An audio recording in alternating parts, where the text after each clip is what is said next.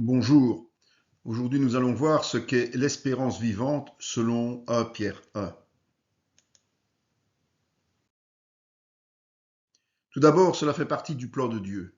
La régénération établie par Dieu a pour objectif de faire naître en nous l'espérance vivante. Le salut gratuit par la foi en Jésus-Christ et l'espérance qui l'accompagne sont donc le produit de la régénération, c'est-à-dire la mise en condition adéquate par l'action du Saint-Esprit pour naître de nouveau.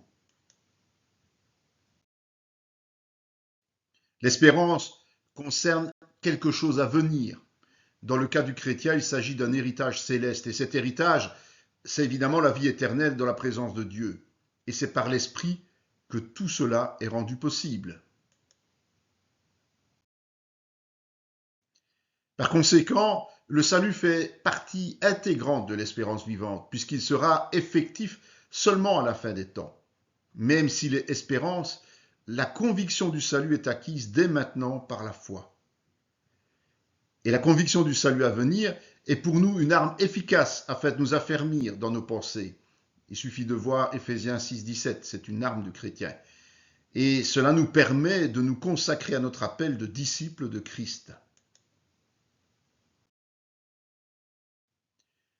Le signe concret d'une espérance vivante est la joie intense qu'elle produit au fond de nous. Plus nous sommes convaincus du salut, plus nous ressentons ce sentiment. Et Hébreux 11.1 abonde dans ce sens quand il dit que la foi est une ferme assurance des choses qu'on espère, une démonstration de celles qu'on ne voit pas. Ce n'est pas étonnant puisque nous sommes nés de l'esprit, comme dit la parole. Malheureusement, il y a aussi une souffrance nécessaire. Ça peut sembler paradoxal, mais le chrétien doit vivre des difficultés qui l'attristent alors qu'il a la joie dans le cœur. L'objectif est de nous fortifier au niveau de la foi pour finalement recevoir le fruit de notre espérance au retour de Christ. Paul souligne d'ailleurs ce fait dans l'église de Macédoine. En d'autres mots, sans affliction, il n'y a pas d'espérance solide ancrée dans nos cœurs par l'Esprit.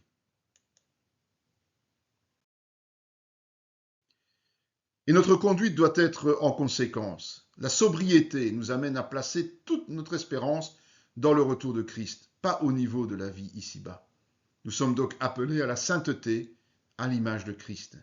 Cela implique inévitablement la crainte de Dieu, c'est-à-dire la volonté de lui plaire et l'amour fraternel sincère.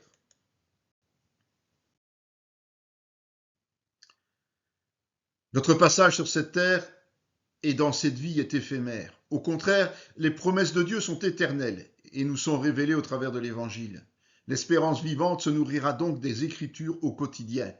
C'est d'ailleurs grâce à cette même parole que nous sommes nés de nouveau. Nous préférons être auprès du Seigneur lorsque nous avons une espérance solide que d'être sur cette terre. Mais en attendant, nous persévérons pour voir son retour se réaliser.